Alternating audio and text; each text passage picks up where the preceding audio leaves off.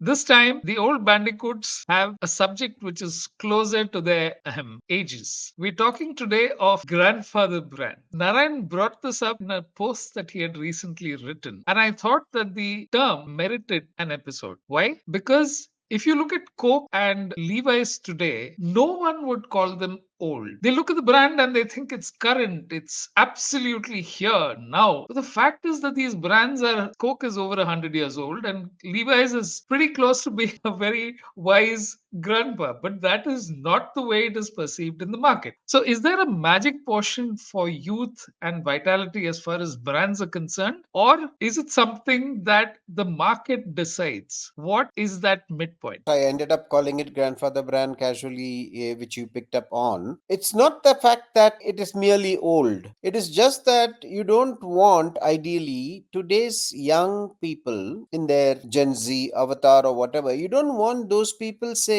oh, Nivea, that was for my grandmother. Oh, Coke, that was for my grandfather. So the grandfather appellation is like, in relation to today's youth, you really don't want the brand to say, why will I be using my grandpops, or even for that matter, my pops brand? What's wrong with me? I mean, why should I be Yeah. doing that? And therefore, this was a question even in the 80s and 90s when we were much younger. And then, Yes. even then, we wouldn't be using, for instance, even for us, Coke was a very old brand. If you're drinking Coke or if you're not drinking Coke, it is not Yeah. because it is 100 years old. Oh, I feel like having a 100-year-old brand today to quench my thirst. Let me buy Coke. No one says that. Neither does somebody say that this is a 100-year-old brand. I'm not drinking that. I mean, that Yes. age is irrelevant whether you choose to have it or not. And so on with Colgate, so on with Horlicks, so on with Cadbury's. These are all very venerable brands, and the brand managers don't certainly want you to think about it like that. They are not going to be doing ads saying that please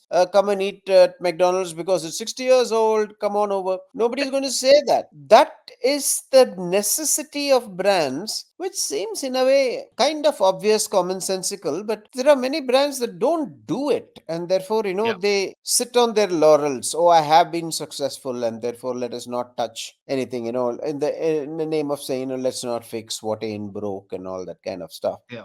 And then they disappear. Vimal went and Rasna went, and God knows how many brands. There was a nice brand of chips in the 90s called Binnies, which was so promising. I think it was out of Delhi, if I'm not mistaken, before Lay's. Don't know what happened to that. There could be hundreds of reasons. I mean, somebody sold their Yeah. business, somebody closed, moved on, somebody died, anything. God knows. Yeah. But it seems like a market failure from our point of view, simply because everything was going for these brands. Never know what the inside stories are. You created so much of goodwill, you created so much of excitement, you created so much of a solid market for yourself. What happened to you? So in that way, we need to kind of take our hats off to brands like Horlicks and Cadbury's and Cokes and Pepsis and so many of them, for keeping their own flag flying without Yeah. ever really bringing into context. I have a feeling that this business of whether you choose to be known or discarded as a grandfather brand or not depends on the acknowledgement from the brand side of certain realities, of acknowledgement of change, and finding the necessity to keep up to those changes. The change obviously can come from only one or two places. I think we briefly discussed it in our last podcast. It's those three things again. Changes Yeah. come because there are technological things in the product. There's things have changed by technological changes, mostly in product formulation, presentation, packaging, etc. That is one part of it. Right. Second part of it, the customers' lifestyles have changed. They probably don't want Complan as a plain vanilla flavor anymore. In the late 80s, it happened. And then they came up with a chocolate flavor, which was hugely successful. The way they spoke to the consumer and so on was also in sync that this 100-year-old, 200-year-old never entered your picture, because you basically have to remove that from the mind and Yes. see it like, today, what am I to you? And then the sun comes up tomorrow and you say, today, what am I to you? So you keep on concentrating on the today in a never ending game, that the history is forgotten, that there were many, many todays before, and all that is not my problem right now. I don't even want to talk about it. Therefore, this constant contemporaneity of the brand needs to be kept alive by always pretending that it's today that we are talking about this brand of fresh kind of stuff. Now, that's the illusion or whatever that's been created, but that's the bond that's been created.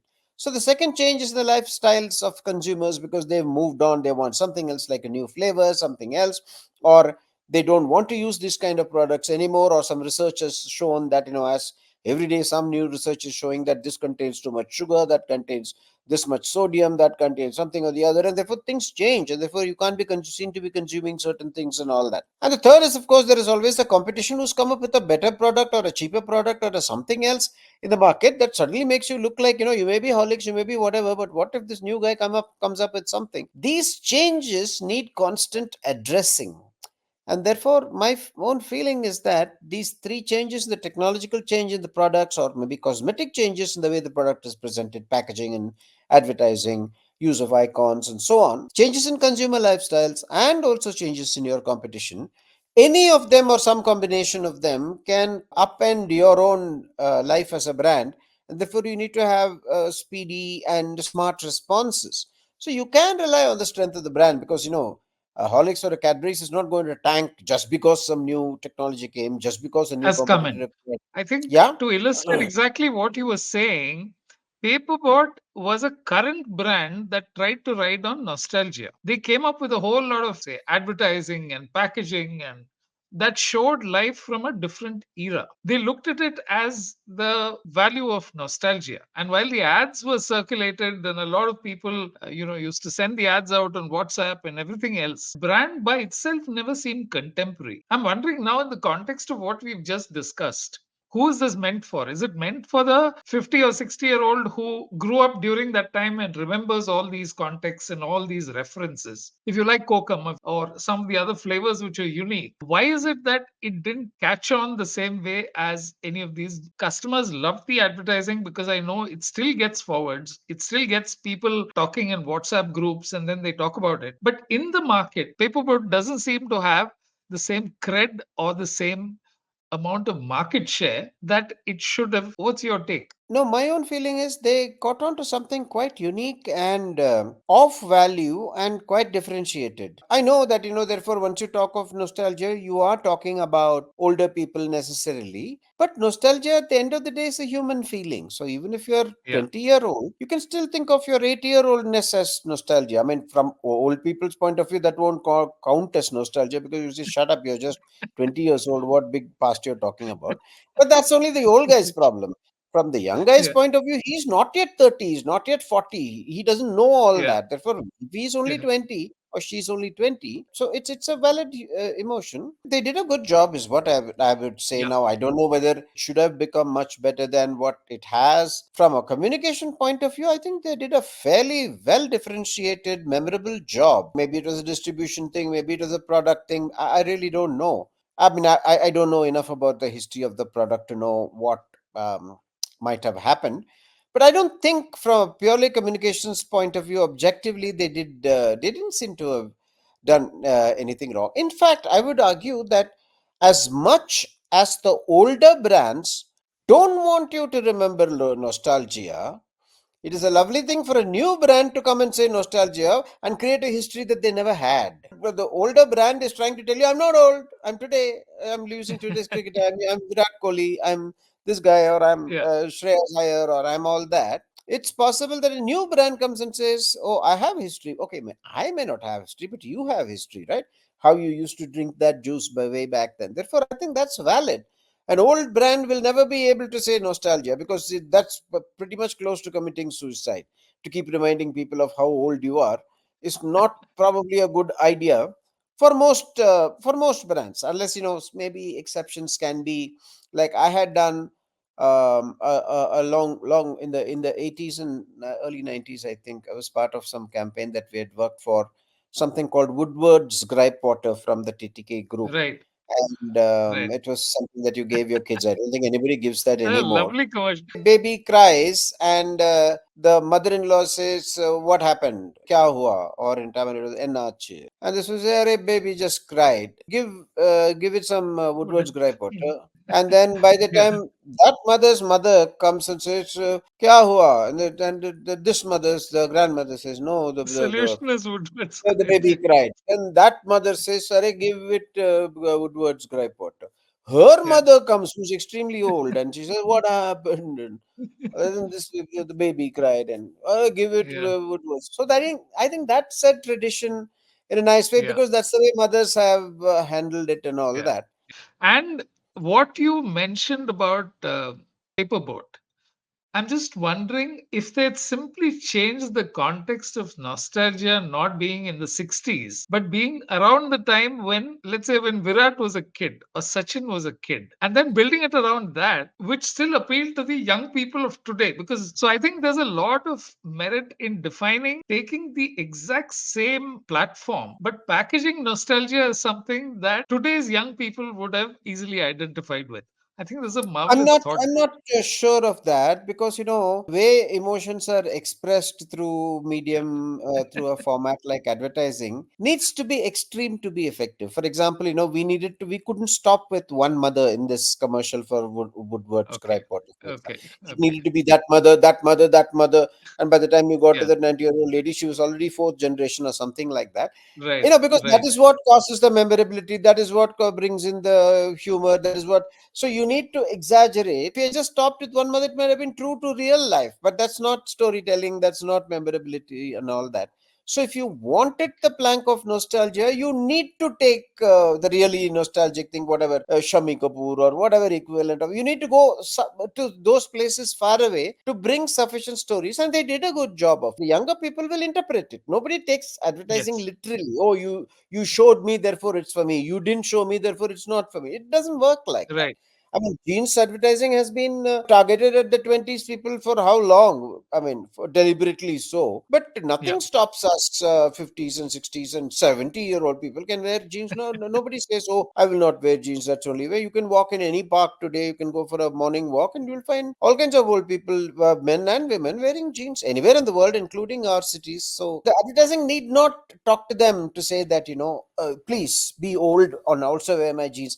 It's not. People pick up what gene stands for, and therefore people Yeah. may not know the details of nostalgia, but they know the feeling of nostalgia. They'll pick up that, as long as it's memorable, as long as it's storytelling at its finest, as long as it triggers something human in you, which is all those boxes, in my opinion, they tick. They did a damn good job. So really speaking, it must be something else outside of advertising that probably has not taken them that far, or maybe they should have spent more, or God knows. I really don't know any detail Yeah, to. yeah, that's true. As you mentioned, there are so many unknowables as far as this is concerned because every product is constrained by the markets it's operating in, the deals it strikes with distributors, how well developed the channels are, apart from the work that advertising does in terms of imprinting itself on public memory and whether it's in tune with the times. The wonderful part about this is that when it all converges and as the brand gets established and has a very long track record, it probably gets, I wouldn't say easier because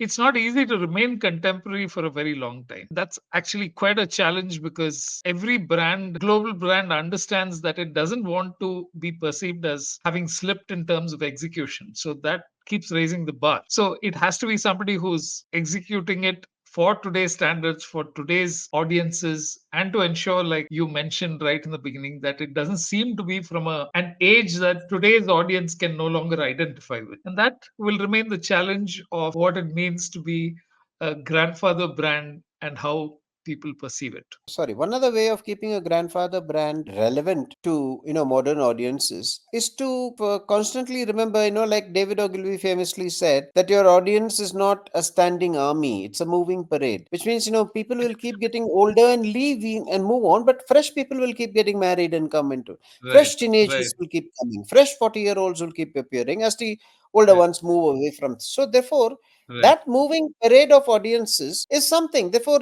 your brand needs to keep concentrating. Whatever your market is, you can always rely on the fact that there will always be people coming into it afresh, and therefore to keep them engaged, brands yearly calendar problem becomes, what do I change, what do I keep? Because if you change everything, you are no longer a brand. Because Cadbury's, for all the changes over the last whatever decades and hundreds of years, of however long they've been around, that purple packaging is there. That two glasses of milk is still there. Yeah. The script of Cadbury's is still there. And yet, Yeah. if I show you the 80s packaging of Cadbury's and you see today's packaging, it'll be entirely different. It'll be Yes. shockingly different. And if you take the 60s packaging and you see it with 80s packaging, it'll be completely different. You'll say, my God, what an old brand that is. Now, this is something that the FMCGs have managed so beautifully over the years.